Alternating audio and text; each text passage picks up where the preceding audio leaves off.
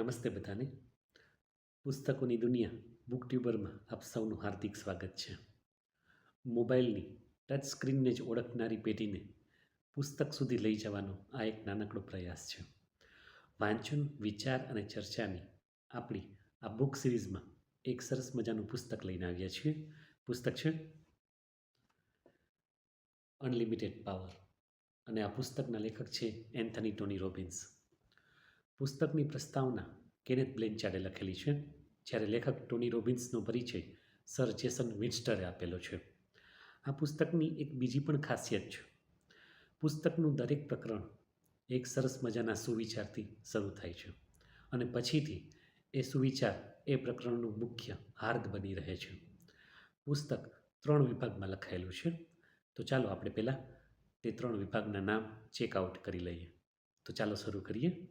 Let's start. પહેલો વિભાગ છે માનવીય શ્રેષ્ઠતાનું મોડેલિંગ. બીજો વિભાગ છે સફળતાની છેવટની ફોર્મ્યુલા. ત્રીજો વિભાગ છે શ્રેષ્ઠતાને પડકાર.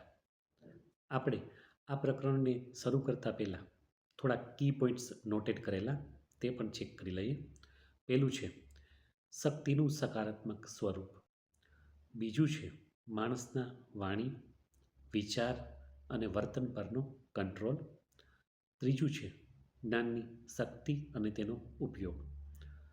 ચોથું છે સેલ્ફ ટોક, એટલે કે માણસનું પોતાની જાત સાથેનો સંવાદ અને કમ્યુનિકેશનની સ્કિલ. પાંચમું છે દ્રષ્ટિકોણ, એટલે કે એપ્રોચ. જુઓ, કોઈ પણ પરિસ્થિતિ હોય કે ઘટના હોય તેને માણસ કઈ રીતે જુએ છે તે જોવાની આપણી રીત.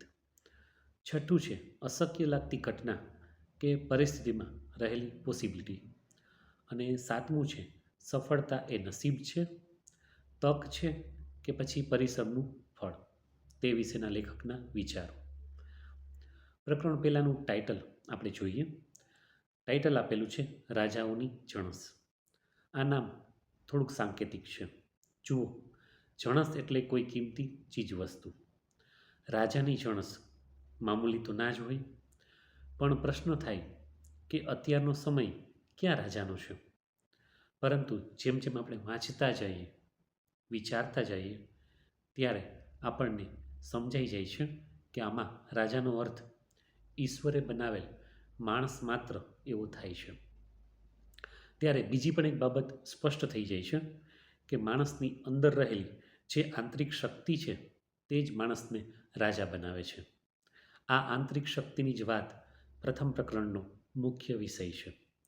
શરૂઆતમાં મેં ચોખવટ કરી એમ દરેક પ્રકરણની શરૂઆત એક સુવિચારથી થતી હોય છે, તેમ આ પ્રકરણની શરૂઆત પણ થોમસ હેનરીના સુવિચારથી થાય છે. તો ચાલો આપણે એ સુવિચાર જોઈએ.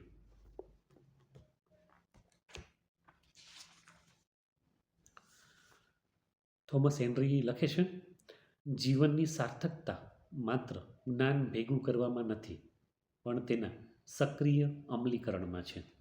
જુઓ, આમાં સાર્થકતા, બીજું છે સક્રિયતા અને ત્રીજું છે અમલીકરણ. આ 3 શબ્દ મને ખૂબ અગત્યના લાગે છે. સાર્થકતા એટલે ફૂલફિલનેસ, સક્રિયતા એટલે કે એક્ટિવનેસ, અમલીકરણ એટલે કે એપ્લિકેબલ. કહેવાનો મતલબ એમ થાય કે જે જ્ઞાન માનવ જીવનમાં કે વ્યવહારમાં કામ લાગી શકે તે જ્ઞાન સાર્થક કહેવાય. સફળતા માટે પણ કંઈક આવું જ છે. સફળતા માટે જ્ઞાનની સાર્થકતા, સક્રિયતા અને અમલીકરણ ખૂબ જરૂરી છે.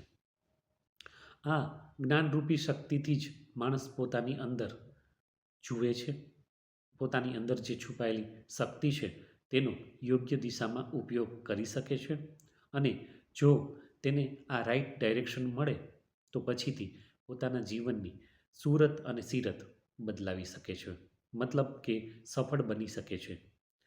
દરેક યુગમાં, દરેક સંસ્કૃતિમાં આ સમયે સમયે શક્તિનું સ્વરૂપ બદલાતું રહ્યું છે.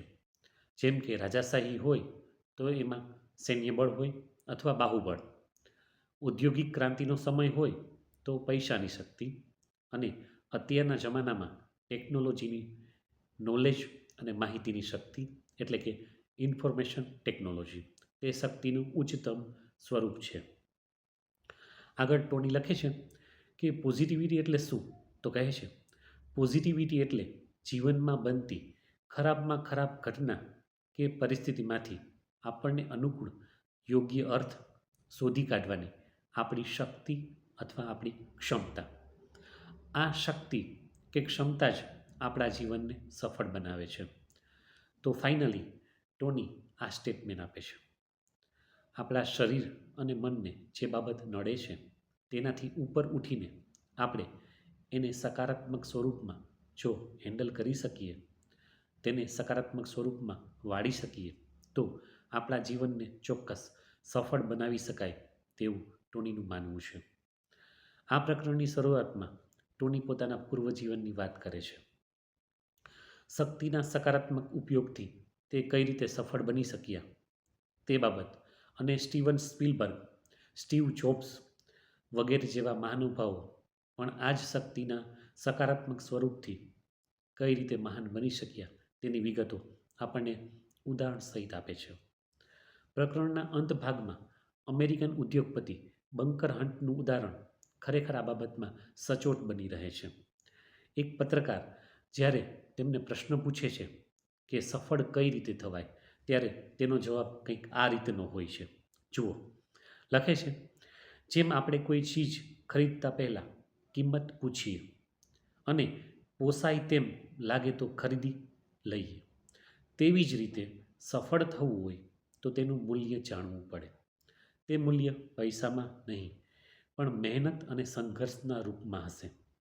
જો તે મહેનત અને સંઘર્ષ કરવા તૈયારી હોય તો ઝંપલાવી દો, તમને સફળતા અચૂક મળશે જ. જોયું આપણે, આ દરેક બાબતની અંદર એક વસ્તુ સ્પષ્ટ થાય છે કે શક્તિનું જો સકારાત્મક સ્વરૂપ આપણા જીવનની અંદર આપણે ઉતારીએ તો ચોક્કસ સફળ બની શકાય. હવે આપણે પ્રકરણના મુખ્ય સારને સમજવા માટે અમુક પેરેગ્રાફ વાંચવા ખૂબ જરૂરી છે, જેથી લેખકનો પોઈન્ટ ઓફ વ્યૂ આપણે સમજી શકીએ. આ માટે આપણે પહેલાં જે નોટેડ કરેલ કી પોઈન્ટ્સ હતા તેને સાથે રાખીએ. જેમ કે પહેલો પોઈન્ટ હતો શક્તિના સકારાત્મક સ્વરૂપનો.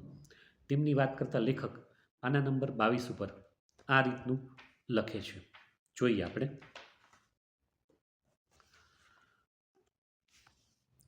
હું તો શક્તિના સકારાત્મક સ્વરૂપની જ અહીં વાત કરવાનો છું.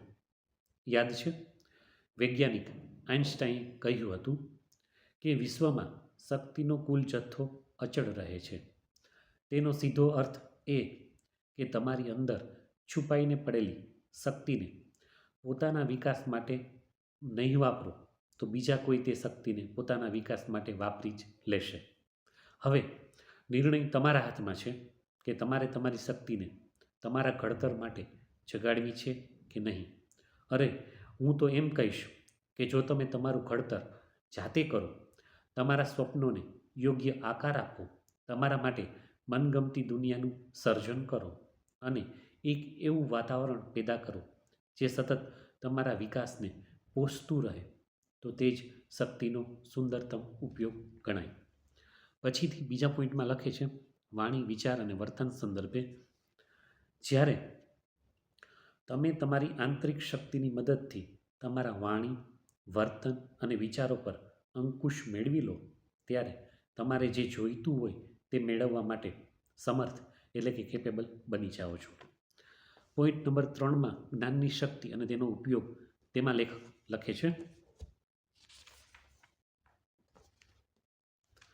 જેની પાસે જ્ઞાન અને માહિતીનો ખજાનો હોય તે આજના સમય પર રાજ કરે છે.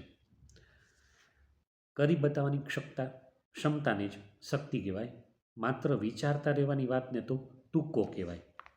તેમ પછી આગળ ચોથા પોઈન્ટ ઉપર લખે છે, જેમાં પોઈન્ટ છે સેલ્ફ ટોક અને કમ્યુનિકેશન. દરેક વ્યક્તિ 2 લેવલ પર પોતાના વિચારોને અભિવ્યક્ત કરે છે. પહેલું લેવલ એટલે પોતાની જાત સાથે વાત. જ્યારે આપણે કંઈક વિચારીએ, મનોમન કંઈક કલ્પના કરીએ, મનમાં કંઈક અનુભવીએ, ત્યારે આપણે આ પહેલા લેવલ એટલે કે સેલ્ફ ટોક ઉપર હોઈએ છીએ. જ્યારે બીજું લેવલ એટલે અન્ય સાથે વાત કરવી. આ વાતચીત કેટલીક બાબત આપણે શબ્દોમાં વ્યક્ત કરી શકીએ છીએ. એટલે અભિવ્યક્તિ એક બહુ મોટું હથિયાર છે. જેઓ વિચારોની અભિવ્યક્તિમાં પાવરધા છે તેઓ તેના વડે પોતાની દુનિયા બદલી શકે છે. પોઈન્ટ 5 દૃષ્ટિકોણ વિશે લેખક પાના નંબર 26માં આવું લખે છે. હવે આ દૃષ્ટિકોણ કેળવવાની બાબત તો માત્ર તમારા હાથમાં જ છે. જો તમે સભાનપણે જીવનની કોઈ પણ નકારાત્મક પરિસ્થિતિમાંથી સારું શોધી કાઢવા માટે તમારા મનને કેળવશો તો તમને તેમાંથી પોઝિટિવ, સુંદર અને તમને સફળ બનવામાં મદદરૂપ થાય તેવું ચોક્કસ ચડી આવશે. પોઈન્ટ નંબર 6 જે અશક્ય લાગતી ઘટના છે તેની પોસિબિલિટીમાં પણ લેખક પાના નંબર 27માં એવું સમજાવે છે. જુઓ, તમે કોઈ પણ કામ હાથ પર લો એટલે તેના અંતે એક પરિણામ તો આવવાનું જ છે. હવે તમારે માત્ર એટલું કરવાનું છે કે તે પરિણામ તમારી ધારણા મુજબ લાવવાનું છે. આપણે નડનારી બાબત એ છે કે કેટલીક બાબત માટે આપણે એમ માની લઈએ છીએ કે તે આપણા કંટ્રોલમાં નથી. પણ સત્ય જુદું છે કે કોઈ પણ કામ હાથ પર લેતા પહેલાં તેના મનને સારી રીતે જગાડીએ તો જે તે કામ અશક્ય નથી તેવો વિશ્વાસ આવી જાય છે અને પછી દરેક અડચણો એક બાજુ હડસેલાઈ જાય છે. જુઓ, આમાં પણ આ વસ્તુની પોઝિટિવ થિંકિંગનેસ આપણને સમજાવે છે. અને પોઈન્ટ નંબર 7માં સફળતા માટેની વાત કરતાં લખે છે.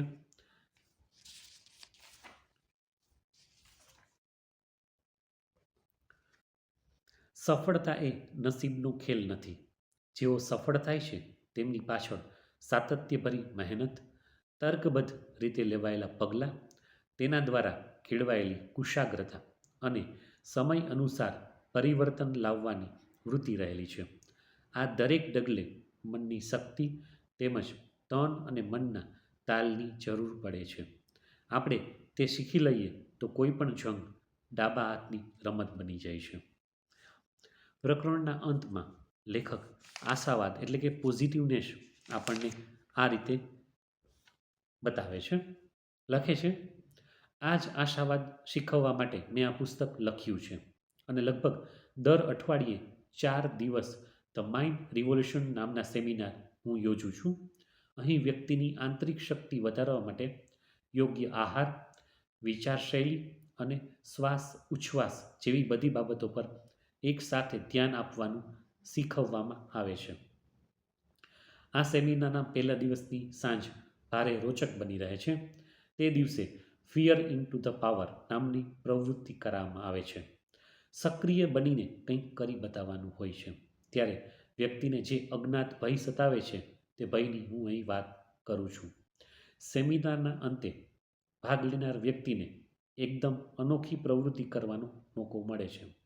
તેમણે સળગતા કોલસા પર 12 ફૂટ ચાલી બતાવવાનું હોય છે.